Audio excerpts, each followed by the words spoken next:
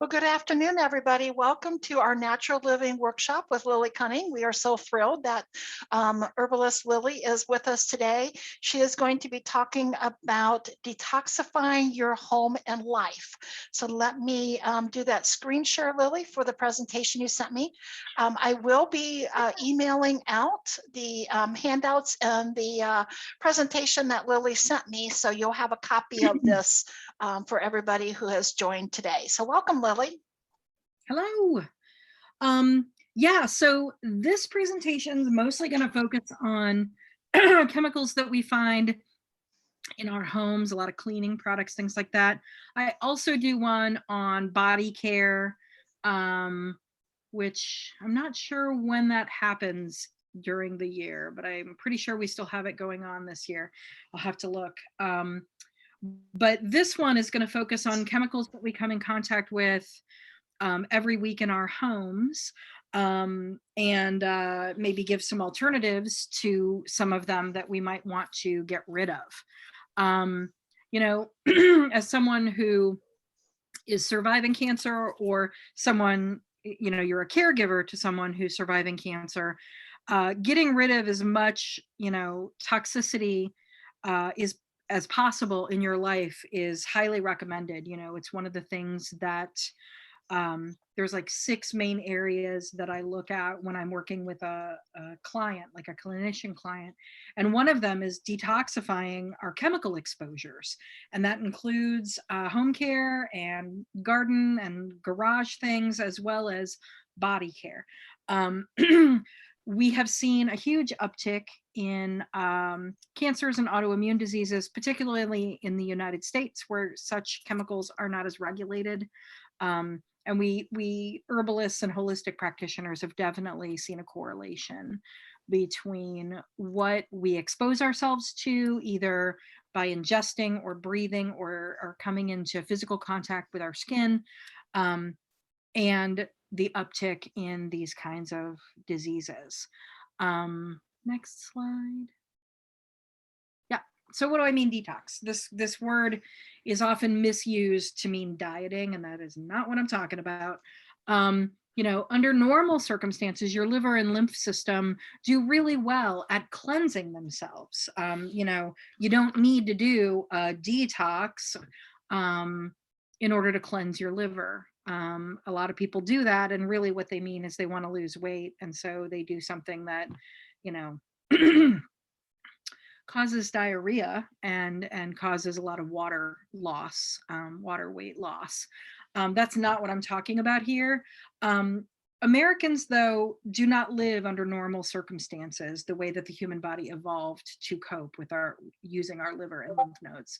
And so we have all kinds of weird chemicals that are foreign to nature and foreign to life itself, in our air and water and soil and things that are surrounding us. Home construction, furniture, cleaning supplies, body care, they often contain, at least in the United States, toxic chemicals. And many of these chemicals are actually banned in other countries that are watching them. Unfortunately, regulatory bodies in the United States don't have a lot of teeth in terms of enforcing anything. And many times they don't even have policy that sort of is created around certain classes of chemicals or even individual chemicals.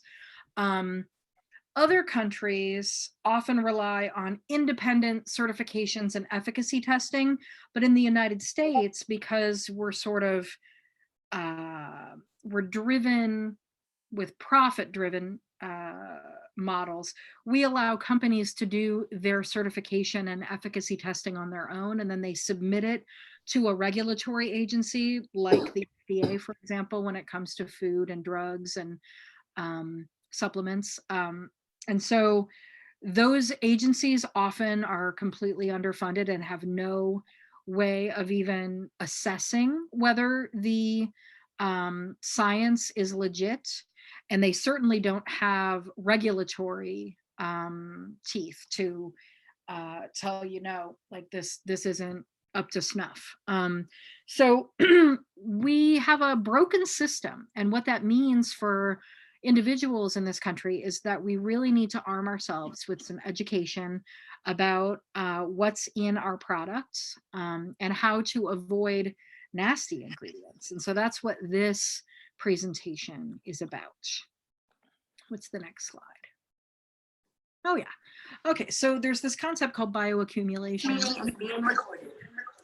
And what that means is many times when chemical companies talk about safe exposure levels to the chemicals that are in their products, that's only because, well, it's so-called safe, because A, we don't have a lot of levels that are regulated, like, oh, what's the safe level for lead? There is one in the United States, but there isn't one for dioxin, for example. And they do only figure out those levels in isolation. And human beings don't live in a vacuum. We get exposed to lots of different things all the time. And what ends up happening is, in many of them, they bioaccumulate. In other words, they store in our bodies heavy metals, different kinds of carcinogens and endocrine disruptors. Often they get stored in fat cells. And then when we gain and lose weight, they get released again into the body. They can cause all kinds of problems. And basically, we've become like, I don't know, a petri dish. Our bodies are exposed to so many different things that we have no idea what the long-term impact is of all of those different things coming together in a living organism. And that is where I think autoimmune disease, cancer, and other neurological issues come from. We've seen a huge uptick in them. Everybody kind of knows it. You see so many different like pharmaceutical commercials on TV for different products all the time now. And it's because the market has grown more and more. And we're seeing very large upticks in cancer and autoimmune disease in this country. And it kind of is a parallel with how many chemicals and microplastics and all kinds of stuff are in the environment. And I don't know if y'all have kept up to date on the microplastics issue, but it is everywhere. It is in almost every living thing, every living ecosystem. We have really done a number on this planet and ourselves by using so many plastics. And we'll talk about what your products are contained in as well, as we talk about their toxicity. Next slide. Yeah, so that just shows what I was saying. You can look at the scary numbers if you want, or we can move on to the next slide. So American products. Again, companies do their own research and testing, and that is not just on if the product works, but also if they're safe to use. The FDA doesn't have the inclination nor the ability to review each and every claim or peer review the science. They do not have the staff. Often it's just sort of a rubber stamp as it goes through. And the only red flags for their process is in efficacy. If you can't show enough percentage of efficacy, they may send you back to do more research and development on a product. But for the most part, safety, that's not really been something that they can adequately flag for. Known carcinogens and endocrine disruptors are included and are allowed in US products. And many people just have the mistaken idea that if it's on the market, it must be safe. It must have been tested, it must be certified somehow. And nothing could be further from the truth in the United States. It's really quite alarming as you sort of go down the rabbit hole of investigating different ingredients and what they're in and how many of them are in your home and what they can do. It gets a little scary. I'll warn you in advance as we go through this slideshow that you may be a little alarmed. And as knowledge about these toxins grows in the public, like through classes like this one, or blog posts or videos, or any number of ways people get information. The companies keep changing their tactics, because the reason that they use these chemicals isn't because they're malicious. It's because they're trying to save money, and they're trying to get as much profit margin as possible. And a lot of these chemicals just sort of act as filler, or they act as shelf stabilizers, or they act as preservatives, so that things can stay on the shelf longer, and therefore they can make more money. So, cheap and toxic are often hand in hand in this country. And if you want a higher quality product with less toxins, often you have to spend more money. Next. So let's talk about topical exposure. So we used to think that the skin was a total barrier, and that, if you got something on your skin, it wasn't necessarily going into your system the way it would be if you took something orally. But that is not true. Anywhere from 75 to 90% of what you expose your skin to is going into your body, whether that's into the skin, into the fat cells, or into the bloodstream. And 90% of skincare ingredients, cosmetics, cleaning supplies known to the US Food and Drug Administration have not been evaluated for safety. 90%. Doesn't that seem really high to you? Because it seems really high to me. And we need to change that. But in order for us in the short term to stay safe, we need to educate ourselves. And so cleaning products aren't food. And so they're not regulated by the FDA at all. And the US Environmental Protection Agency regulates individual chemicals, but they also have this business of like saying how much of a chemical is a safe exposure. And again, that doesn't take into account bioaccumulation across different types of toxins, nor does it take into account like one toxin, but you get exposed to it 5 times in a day because there's 5 different products that you're exposed to. None of that is taken into account by the EPA. And so we're getting way more exposures to things than these companies disclose, right? And so the next thing I want to talk to you about is a concept called molecular weight. It's a scientific term. And depending on the molecular weight of a molecule, it can penetrate the skin or the fat layer or the bloodstream. And so a hydrogen atom has a molecular weight of 1, and you can see that tiny little dot up there. So hydrogen is permeable through the skin, through the fat. It can go straight into the bloodstream. Now, anything less than 3,000 molecular weight can enter the skin. 750 means that it can enter individual skin cells, and 300, if it's less than a 300 molecular weight, it can enter the bloodstream directly. Now, this technology and this knowledge has been used to help people. So we see a lot more transdermal patches in medicine now, because we know that they are really effective at getting things straight into the bloodstream if we engineer the chemicals correctly. And it's a non-invasive way of administering medicine, right?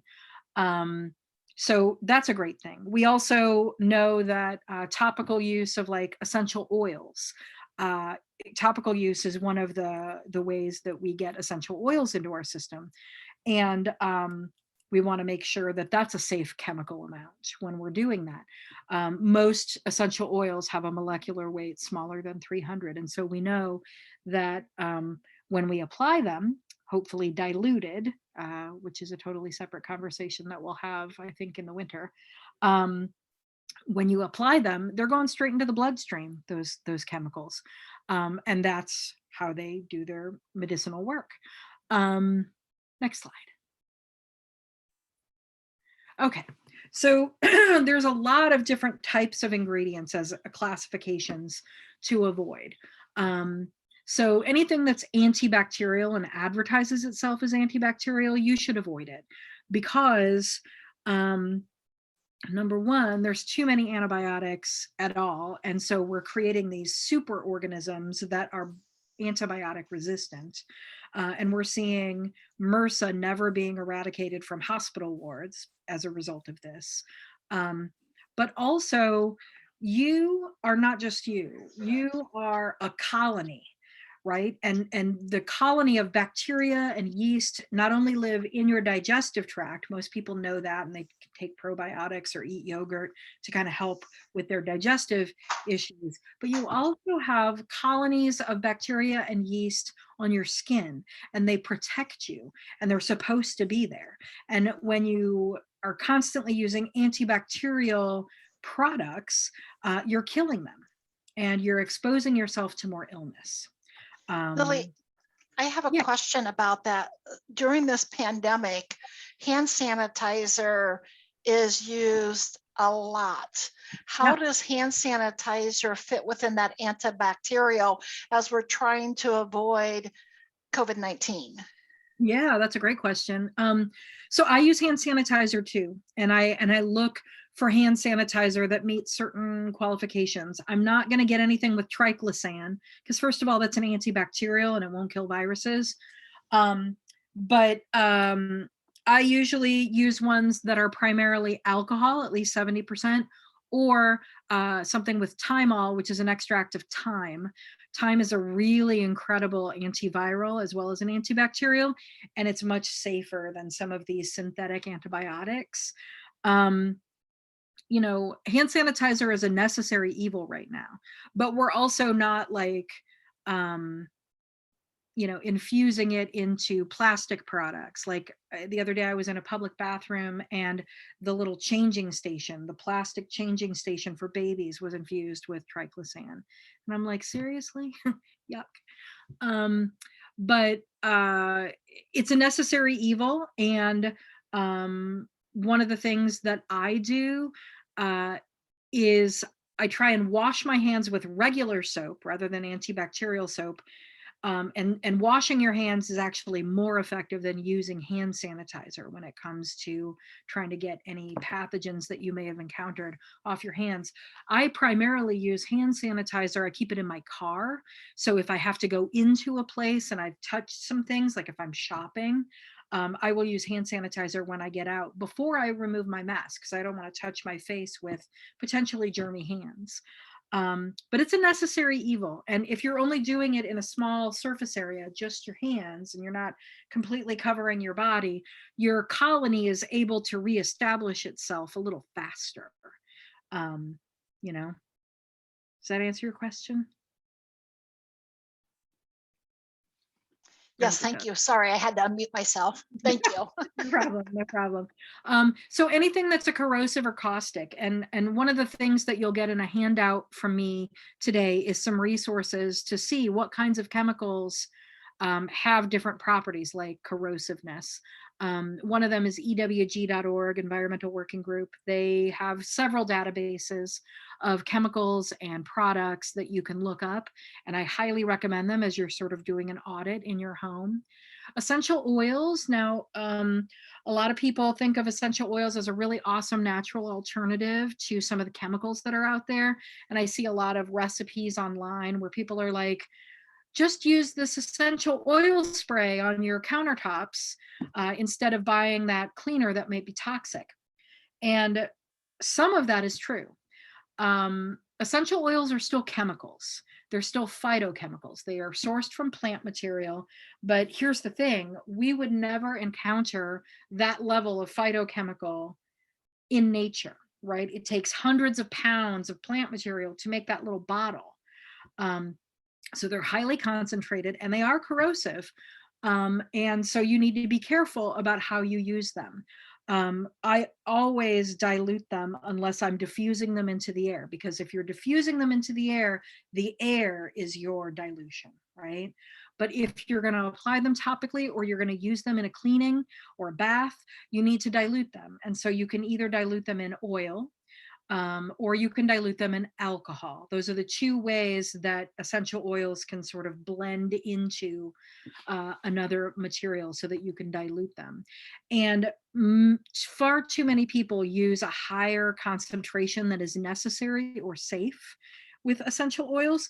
So with daily skincare products, like things that you use on your face or whatever, 2% is the maximum that you would use if you're going to use it every day.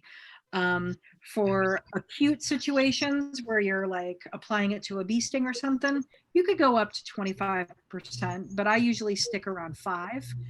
And with cleaning supplies, honestly, like 5 to 10% is what I use. And I do have an essential oil formula that I kind of blend myself to make like a surface cleaner. But I use like 5% diluted in alcohol and water. First, I put the essential oils in the alcohol so that they dilute into the alcohol, and then I add that alcohol concentrate to water to cut it further. But yeah, so essential oils. Next slide. I think there's some more ingredients to avoid. Irritants. So a common irritant in, let's say, body care things like shampoo and toothpaste is sodium lauryl sulfate, or SLS. And there are several different variations of that, SLES and things like that. It is an irritant. They use it in factories to degrease engines. It's a surfactant, meaning like it gets oil off of surfaces. So they use it in, and it lathers, right? So they use it in shampoos to give you that lather.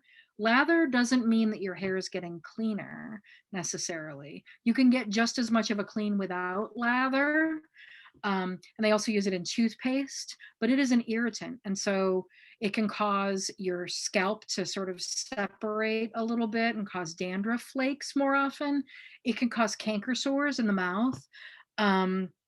And it's used in a lot of detergents as well, but it is an irritant. And honestly, it's not necessary to get your clothes clean. It's not necessary to get your floors clean. It's just cheap, right? Optical brighteners are often in laundry detergents. They are really not great for us. They have carcinogens in them. So things that are marketed as making your colors brighter or preserving those colors in your clothes. I mean, if you think about the natural process of continuously washing something, eventually the fibers are going to break down if they are natural fibers. Eventually the dyes that were used to dye that fabric will break down, and that is a natural process, and that's just what is supposed to happen. All of these chemicals that are stopgap to try and like keep your clothes colorful, keep your clothes from breaking down, they are getting in the way of a natural process. They are synthetic things that often cause health problems down the road. And if you think about that, like if you think about food preservatives, right? The preservative is there to keep it from molding. And what was it? I saw a video about McDonald's, and they had like a Big Mac and fries, and they left it out and they just sort of filmed it on a time lapse, and they compared it to like a homemade hamburger and French fries. And the homemade hamburger and French fries started rotting before a week was up, and it got really gross and nasty. It took, well, they time lapsed it for, I forget how long, a couple months, and it wasn't visibly altered, which to me is terrifying. Like, I don't know about you, but like, I don't want to put that in my body. So when you look at chemicals that stop that natural process of decay and rebirth, that the way things are supposed to happen on our planet, you're looking at something that is foreign to life itself and is bound to cause health problems, right? And I talked about surfactants, I talked about SLS, so we can move on from there. There's actually a whole handout that I'm going to give you with different classifications of chemicals, what to look out for, why they're problematic. And so what was that one called? That one's just called Detox Your Home Labels. So looking at label things, and also it includes terminology like, what does biodegradable really mean? what does chlorine free mean and what are they using instead? Um, you know, what are enzymes and how are they good or bad, right? Different certifications and things. And that way you could kind of judge for yourself, okay, I'm getting better at reading labels, both the front and the back, right? So you gotta worry about greenwashing, where people say it's natural, because natural is not a legal term and it can mean anything they want it to mean. um, Neither is green. There are certifications that exist that you can read the legal definition of what that certification is. And if a product has earned that certification, it means that. Just like organic is a legal term. Um, there's USDA organic, which is different than some other organics. So like OFA, which is the Ohio Ecological Farm and Food Association, they have their own certification. It is much more stringent than the USDA. Same with Oregon Tilth, or any other state certification of organic. The weakest organic certification is USDA organic. And they're constantly trying to undermine it, like, oh, well, we should be able to use this chemical on our crops, or oh, we should be able to use this preservative. And time again, through citizen campaigns, we've fought the weakening of what USDA organic means, but it's still the weakest certification, just so you know. I see that there might be a question. I see a notification in the Yeah, chat. somebody was just verifying that they're going to get a copy of the handouts as well as this presentation. So I said, yes, I'll make sure I email everybody that. Absolutely. Yeah. So home construction and furnishings, there are some serious problems with the way most mainstream construction works in the United States. And part of it is the way that companies have lobbied for certain standards of materials that are used, because these industries are all sort of intertwined. And part of it is just ignorance, right? A lot of people who actually are in the building trades have no idea some of these products are actually toxic, either in their manufacture and polluting the environment and exposing us that way, or in the home. And we have off gassing all the time from new carpet, new plastics like vinyl siding, or the plastic lumber decking, or stain treatments and paints and all kinds of stuff, insulation. All of these things often have a toxic load to them. And so they can contribute to a huge problem that we have in this country of indoor air pollution. Our home spaces are actually more polluted than walking outside, even in a city.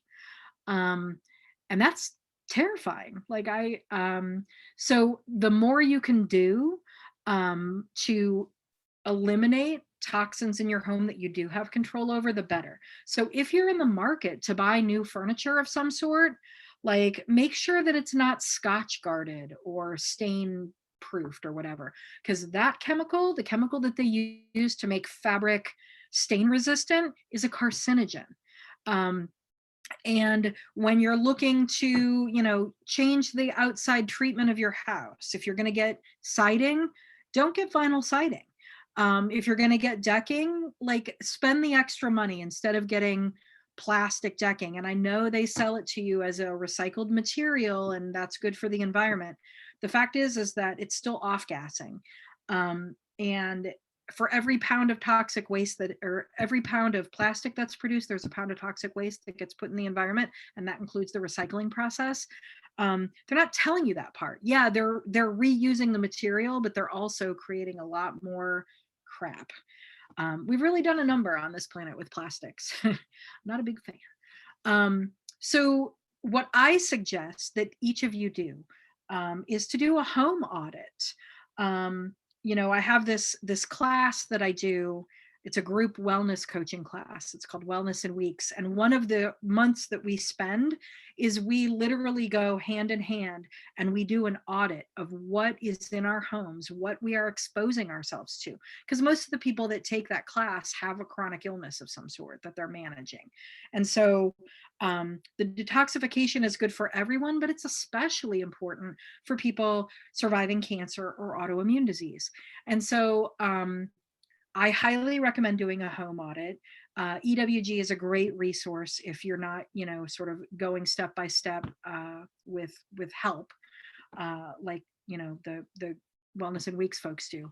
But like you can definitely pull out all the products underneath your sink, all the products in your garage, things that you're exposing yourself to, and look at the databases and go through and figure out, okay, well, are any of these chemicals problematic? Is this product problematic?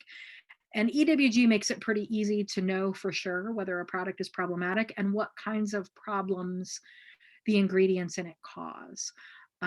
So I do have that resource for you in the handouts that you're going to be getting. Next. Yeah. So the precautionary principle is one where, we know that some things are harmful. And rather than saying, oh, it's just a little bit here, it's just a little bit there, the precautionary approach is one where we're like, we're going to limit and restrict as much as we know about, because there's a lot of unknowns.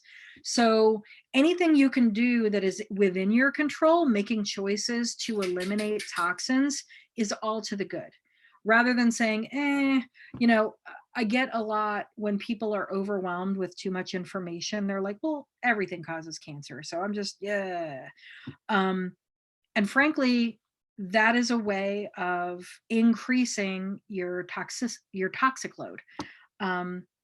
Rather than getting overwhelmed, taking it one step at a time with one sort of class of products at a time and eliminating those and finding ways to substitute is definitely a more prudent way to go when you're trying to manage your health. And one of the handouts that you're getting actually has a list of ingredients that you might want to consider to replace cleaning supplies and what they do and how you can use them. And then I also gave you some recipes. So for example, let's see. Oh, there's a dishwasher detergent recipe, and there's an all-purpose cleaner recipe in the handout that I give you if you're interested in making your own. Because, it's hard to know, especially with a lot of greenwashed marketing, what products are healthy for you and what products are just, they're making fake claims. So I highly recommend using EWG, and then start taking your health into your own hands and maybe making a batch of dishwasher detergent and using that for a month and seeing how you like that. It's actually kind of fun.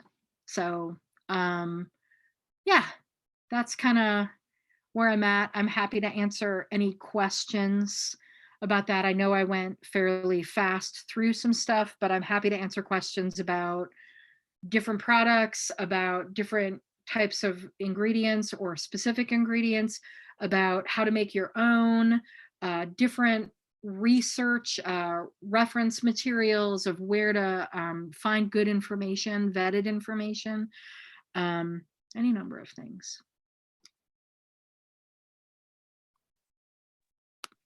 Well, thank you, Lily. We greatly appreciate that. And anybody is welcome to unmute yourself if you have that particular question, or if you're shy, you can put that question in the chat and we'll be happy to have Lily read that off and answer that.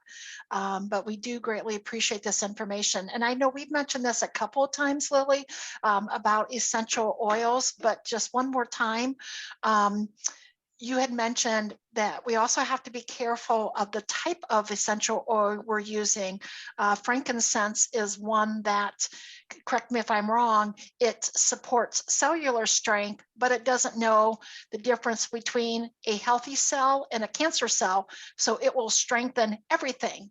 So as you're looking, and it's probably not something you'd use as a cleaner, but I just want to make sure that everybody has that message that you have to be careful of what type of essential oil you're using.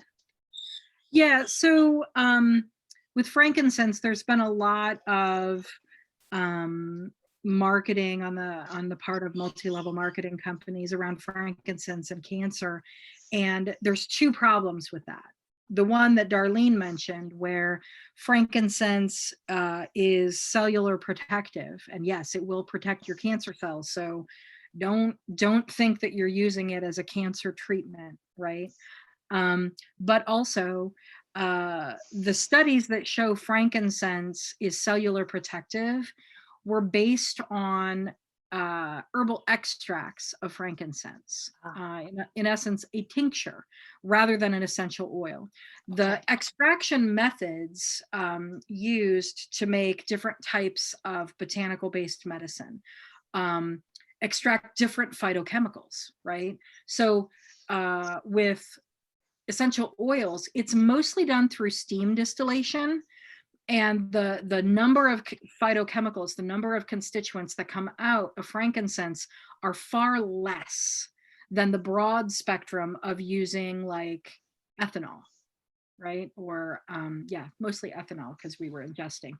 And so you're getting a different level and a different sort of spectrum of ingredients. And so, number one, they should not have been comparing apples to oranges with an herbal extract with an essential oil, but they used that because it was convenient and there was a kernel of truth in it. And people who don't know how to read scientific studies, you know, would go, oh, there it is. And again, like what they found was, yeah, it was cellular protective, but it's not for someone who's actively fighting cancer, right?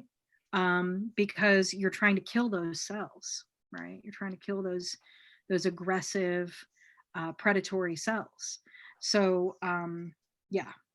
Well, thank you for clarifying that for me, because I didn't realize that they're looking at that through that herbal extract versus the other part. That's an important, yeah, no, they don't distinction.